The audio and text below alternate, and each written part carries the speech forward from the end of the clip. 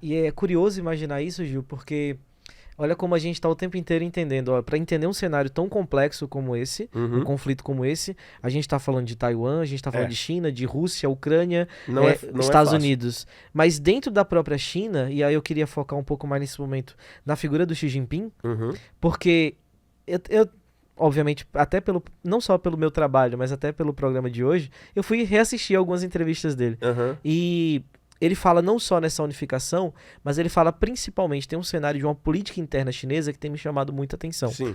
O Xi Jinping está à beira de um terceiro mandato. Uhum. Ele vem em busca da reeleição. Inclusive, em outubro, deve ter uma convenção partidária É. que vai definir essas questões. Pra a escolha, né? Exato. Só que a China, ela sempre, você falou isso muito bem, a China é um grande negociante. Sempre foi. E às vezes até acima da própria ideologia. É, Vamos colocar dessa forma. exatamente. Perfeito. Aquela ideia de uma abertura econômica em cima da política. Perfeito. Então, assim, eu queria chamar a atenção nesse sentido. Como bom comerciante, é imprescindível que você transmita uma boa imagem. Uhum. Eu tenho percebido, dentro das lideranças do Partido Comunista Chinês, eu tenho percebido uma certa resistência ao Xi Jinping.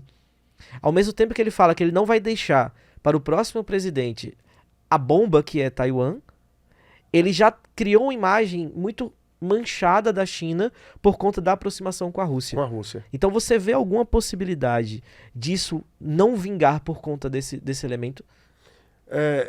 Talvez, Asley, talvez. Mas, ao mesmo ponto que você percebe dentro do Partido Comunista, do PCC, no Partido Comunista Chinês, um certo enfraquecimento, né, da representação do Xi Jinping. Mas, ao mesmo tempo, por exemplo, o Xi Jinping tem colocado a China de maneira muito, muito forte, né, na representação geopolítica Ocupando o global. espaço que era soviético. Exatamente. A China tem se posicionado como nunca ela se posicionou, né? A China tem se posicionado como nunca ela se posicionou. Então, hoje a China efetivamente tem se mostrado uma liderança geopolítica muito forte. E o posicionamento que ela assume, por exemplo, diante desse cenário da guerra na Ucrânia, deixa muito evidente o quanto o Xi Jinping ele se fortalece internacionalmente e o quanto isso pode apagar um pouco, né, uma rejeição que existe dentro do Partido Comunista Chinês contra um novo mandato dele, né? É porque Então, minha dúvida é exatamente essa, me perdoe. Uhum. É porque assim, eu tô falando de reeleição. Uhum. A gente sabe muito bem que na política é um jogo. É. São muitas camadas a serem entendidas na política. Não seria mais interessante para ele, principalmente pós-Ucrânia, imaginar o seguinte sentido: é muito mais interessante um momento de paz durante a minha reeleição do que necessariamente uma tensão de guerra? Mas veja, é o que eu falei logo no início. Existe uma arena tecnológica ali que ela tem que ser levada em consideração, né? A China depende muito de Taiwan, que também depende da China. Quer dizer, a China depende de Taiwan, que depende da China. A China depende de Taiwan porque Taiwan hoje é o maior produtor mundial de chips, né? Taiwan tem a empresa que mais produz nanochips no mundo, né?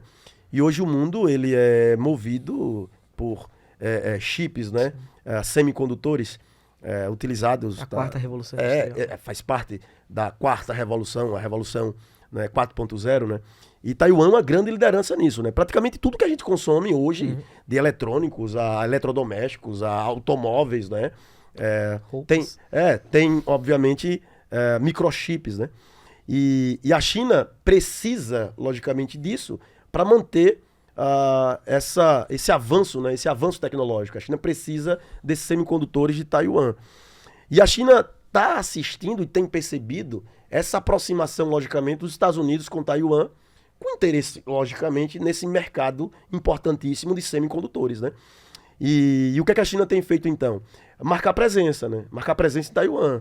Ou seja, quanto mais forte eu me mostro aqui, mais eu afasto possíveis interessados dessa tecnologia, que é uma tecnologia que me interessa demais e que é de um território que eu reconheço como sendo meu. E eu não permito que ninguém chegue e se aproxime disso, né?